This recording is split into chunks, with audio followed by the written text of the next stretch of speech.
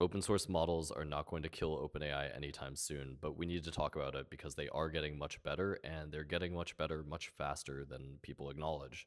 I currently run a couple of open source models on my local computer. So I have transcription engines. I use that for my own open source clone of Granola because I didn't feel like paying $30 a month for Granola.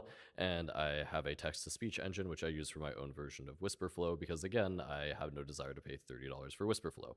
The issue is it's still not very easy to get into an open source ecosystem, and it's much easier to just buy off Anthropic, buy off OpenAI, buy from these products. And that's where I think the bulk of the consumer base is going to go towards. But when I say bulk of the consumer base, that means people like myself and a lot of other people out there are not going to be using these, incumbent models, these high level branded products.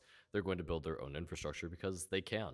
More than anything, I think this is just another dynamic behind this giant competitive wave that I'm going to be discussing and that I think about a lot, which is why I think open source is going to take over a lot of enterprise software. I think enterprise SaaS, as we know it, is dead. These enterprise SaaS startups are completely dead. If you've been investing in that space, if you have been advising in that space, I think you've got to find a new job.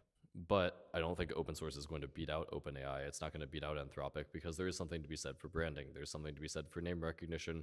There's something to be said for ease of use. Open source has none of those, never will, never has in historical cycles. Again, a lot of the stuff you could have open sourced all these things years ago too, but people just wouldn't implement it because they don't want to or they don't have the skills to do that.